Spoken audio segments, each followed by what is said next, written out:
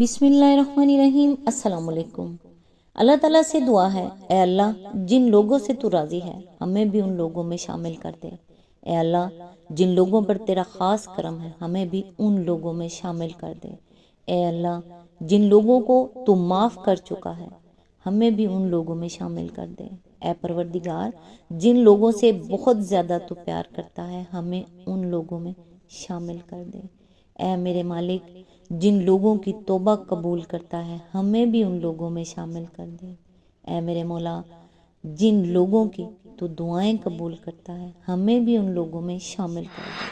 اے پروردگار اے اللہ جن لوگوں کو زندگی کی ہر نعمت عطا کی ہے ہمیں بھی ان لوگوں میں شامل کر دے۔ اے پروردگار ہماری دعائیں قبول فرما، آمین ثم آمین۔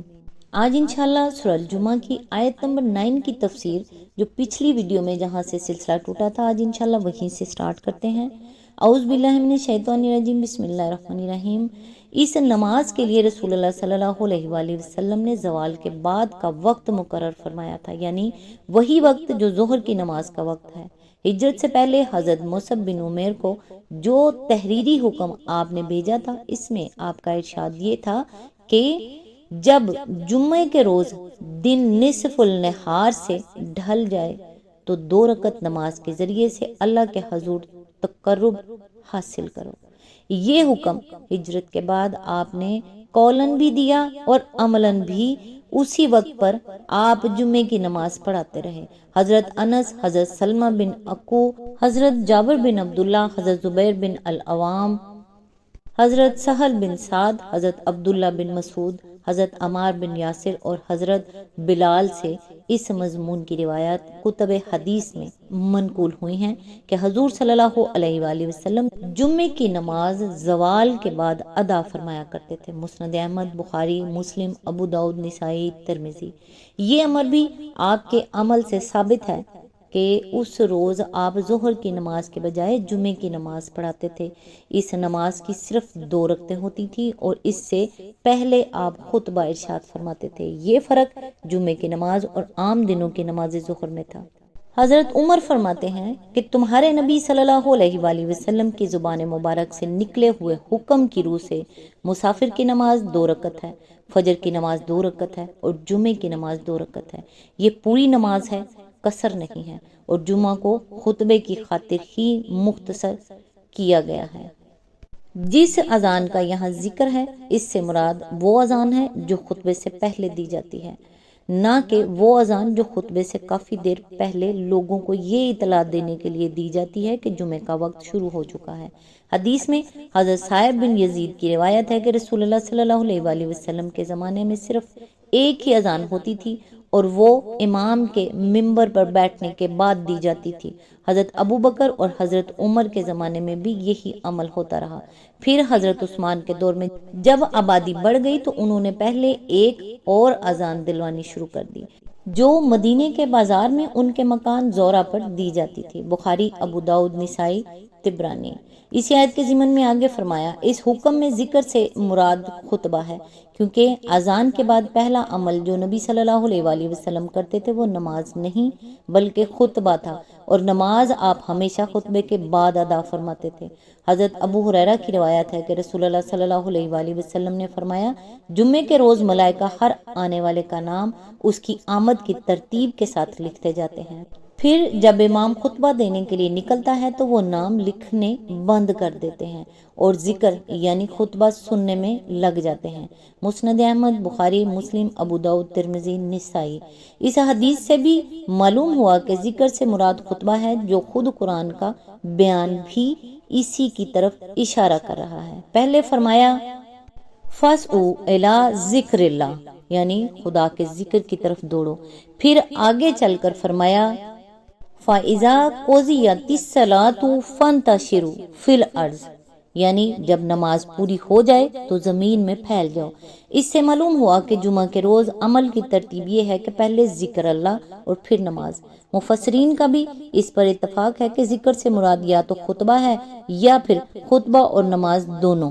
خطبے کے لیے ذکر اللہ کا لفظ استعمال کرنا خود یہ معنی رکھتا ہے کہ اس میں وہ مضامین ہونے چاہیے جو اللہ کی یاد سے مناسبت رکھتے ہوں، مثلا اللہ کی حمد و ثنا، اس کے رسول پر درود و صلات، اس کے احکام اور اس کی شریعت کے مطابق عمل کی تعلیم و تلقین، اس کے ڈرنے والے نیک بندوں کی تعریف وغیرہ۔ اسی بنا پر زمخشری نے کشاف میں لکھا ہے کہ خطبے میں ظالم حکمرانوں کی مدح و ثنا یا ان کا نام لینا اور ان کے لیے دعا کرنا ذکر اللہ سے کوئی دور کی مناسبت بھی نہیں رکھتا، بلکہ یہ تو ذکر الشیطان ہے۔ اللہ کے ذکر کی طرف دوڑو کا مطلب یہ نہیں ہے کہ بھاگتے ہوئے آؤ، بلکہ اس کا مطلب یہ ہے کہ جلدی سے جلدی وہاں پہنچنے کی کوشش کرو۔ اردو زبان میں بھی ہم دوڑ دھوپ کرنا، بھاگ دوڑ کرنا سرگرم کوشش کے معنی میں بولتے ہیں، نہ کہ بھاگنے کے معنی میں۔ اسی طرح عربی میں بھی صحیح کے معنی بھاگنے ہی کے نہیں ہیں۔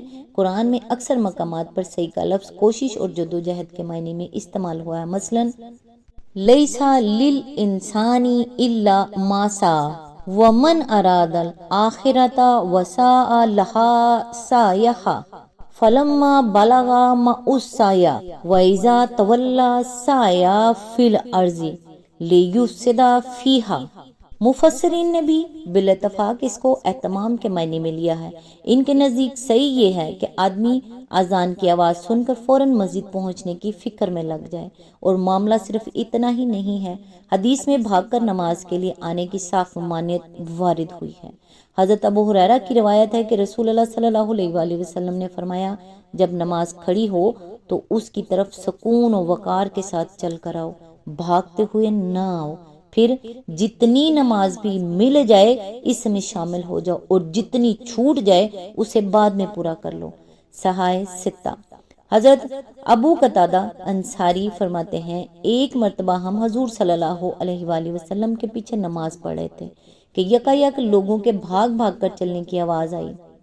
نماز ختم کرنے کے بعد حضور صلی اللہ علیہ وآلہ وسلم نے ان لوگوں سے پوچھا، یہ کیسی آواز تھی؟ ان لوگوں نے عرض کیا، ہم نماز میں شامل ہونے کے لیے بھاگ کر آ رہے تھے۔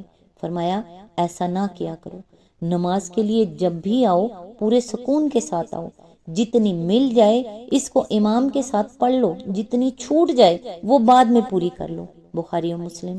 خرید و فروخت چھوڑ دو کا مطلب صرف خرید و فروخت ہی چھوڑنا نہیں ہے، بلکہ نماز کے لیے جانے کی فکر اور اہتمام کے سوا ہر دوسری مصروفیت چھوڑ دینا ہے۔ بیع کا ذکر خاص طور پر صرف اس لیے کیا گیا ہے کہ جمعے کے روز تجارت خوب چمکتی تھی، آس پاس کی بستیوں کے لوگ سمٹ کر ایک جگہ جمع ہو جاتے تھے، تاجر بھی اپنا مال لے لے کر وہاں پہنچ جاتے تھے، لوگ بھی اپنی ضرورت کی چیزیں خریدنے میں لگ جاتے تھے۔ لیکن ممانعت کا حکم صرف بیع تک محدود نہیں ہے، بلکہ دوسرے تمام مشاغل بھی اس کے تحت آ جاتے ہیں، اور چونکہ اللہ تعالیٰ نے صاف صاف ان سے منع فرما دیا ہے، اس لیے فقہائے اسلام کا اس پر اتفاق ہے کہ جمعے کی اذان کے بعد بیع اور ہر قسم کا کاروبار حرام ہے۔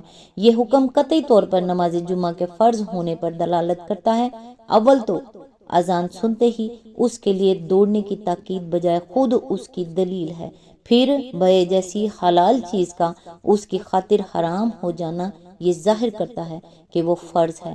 مزید برآں ظہر کی فرض نماز کا جمعہ کے روز ساقط ہو جانا اور نماز جمعہ کا اس کی جگہ لے لینا بھی اس کی فرضیت کا صریح ثبوت ہے، کیونکہ ایک فرض اسی وقت ساقط ہو جاتا ہے جبکہ اس کی جگہ لینے والا فرض اس سے زیادہ اہم ہو۔ اسی کی تائید بکثرت احادیث کرتی ہیں جن میں رسول اللہ صلی اللہ علیہ وآلہ وسلم نے جمعہ کی سخت ترین تاکید کی ہے اور اسے صاف الفاظ میں فرض قرار دیا ہے۔ حضرت عبداللہ بن مسعود کی روایت ہے کہ حضور صلی اللہ علیہ وآلہ وسلم نے فرمایا، میرا جی چاہتا ہے کہ کسی اور شخص کو اپنی جگہ نماز پڑھانے کے لیے کھڑا کر دوں اور جا کر ان لوگوں کے گھر جلا دوں جو جمعے کی نماز پڑھنے کے لیے نہیں آتے۔ مسند احمد بخاری۔ حضرت ابو ہریرہ اور حضرت عبداللہ بن عباس اور حضرت عبداللہ بن عمر کہتے ہیں کہ ہم نے جمعے کے خطبے میں حضور صلی اللہ علیہ وآلہ وسلم کو یہ فرماتے سنا ہے، لوگوں کو چاہیے کہ جمعہ چھوڑنے سے باز آ جائیں، ورنہ اللہ ان کے دلوں پر ٹھپا لگا دے گا اور وہ غافل ہو کر رہ جائیں گے۔ مسند احمد، مسلم، نسائی۔ حضرت ابو الجاد زمری، حضرت جابر بن عبداللہ اور حضرت عبداللہ بن ابی اوف کی روایت میں حضور صلی اللہ علیہ وآلہ وسلم کے جو ارشادات منقول ہوئے ہیں، ان سے معلوم ہوتا ہے کہ جو شخص کسی حقیقی ضرورت اور جائز عذر کے بغیر محض بے پرواہی کی بنا پر مسلسل 3 جمعے چھوڑ دے، اللہ اس کے دل پر مہر لگا دیتا ہے۔ بلکہ ایک روایت میں تو الفاظ یہ ہیں کہ اللہ اس کے دل کو منافق کا دل بنا دیتا ہے۔ مسند احمد، ابو داؤد، نسائی، ترمذی، ابن ماجہ، دارمی، حاکم، ابن حبان، بزار، طبرانی فی الکبیر۔ حضرت جابر بن عبداللہ کہتے ہیں کہ حضور صلی اللہ علیہ وآلہ وسلم نے فرمایا، آج سے لے کر قیامت تک جمعہ تم لوگوں پر فرض ہے۔ جو شخص اسے ایک معمولی چیز سمجھ کر یا اس کا حق نہ مان کر اسے چھوڑے، خدا اس کا حال درست نہ کرے، نہ اسے برکت دے۔ خوب سن رکھو، اس کی نماز نماز نہیں، اس کی زکوٰۃ زکوٰۃ نہیں، اس کا حج حج نہیں، اس کا روزہ روزہ نہیں، اس کی کوئی نیکی نیکی نہیں، جب تک کہ وہ توبہ نہ کرے۔ پھر جو توبہ کر لے، اللہ اسے معاف فرمانے والا ہے۔ ابن ماجہ، بزار۔ اسی سے قریب المائنی ایک روایت طبرانی نے اوسط میں ابن عمر سے نقل کی ہے۔ علاوہ بری بکثرت روایات ہیں جن میں حضور صلی اللہ علیہ وآلہ وسلم نے جمعہ کو بالفاظ صریح فرض اور حق واجب قرار دیا ہے۔ حضرت عبداللہ بن عمر بن عاص کی روایت ہے کہ حضور صلی اللہ علیہ وآلہ وسلم نے فرمایا، جمعہ ہر اس شخص پر فرض ہے جو اس کی اذان سنے۔ ابو داؤد، دارقطنی۔ جابر بن عبداللہ اور ابو سعید خدری کہتے ہیں کہ آپ صلی اللہ علیہ وآلہ وسلم نے خطبے میں فرمایا، جان لو کہ اللہ نے تم پر نماز جمعہ فرض کی ہے۔ بحقی، البتہ آپ نے عورت، بچے، غلام، مریض اور مسافر کو اس فرضیت سے مستثنی قرار دیا ہے۔ حضرت حفصہ کی روایت ہے کہ حضور صلی اللہ علیہ وآلہ وسلم نے فرمایا، جمعے کے لیے نکلنا ہر بالغ پر واجب ہے۔ نسائی۔ حضرت طارق بن شہاب کی روایت میں آپ صلی اللہ علیہ وآلہ وسلم کا ارشاد یہ ہے کہ جمعہ ہر مسلمان پر جماعت کے ساتھ پڑھنا واجب ہے، سوائے غلام، عورت، بچے اور مریض کے۔ ابو داؤد، حاکم۔ حضرت جابر بن عبداللہ کی روایت میں آپ کے الفاظ یہ ہیں، جو شخص اللہ اور روز آخرت پر ایمان رکھتا ہو اس پر جمعہ فرض ہے، الا یہ کہ عورت ہو یا مسافر ہو یا غلام ہو یا مریض ہو۔ دارقطنی، بحقی۔ قرآن و حدیث کی انہی تصریحات کی وجہ سے جمعے کی فرضیت پر پوری امت کا اجماع ہے۔ آیت نمبر 9 یہاں مکمل ہوئی۔ نیکسٹ انشاءاللہ آیت نمبر 10 سے سٹارٹ کریں گے۔ تب تک کے لیے دعاؤں میں یاد رکھیے گا۔ اللہ حافظ۔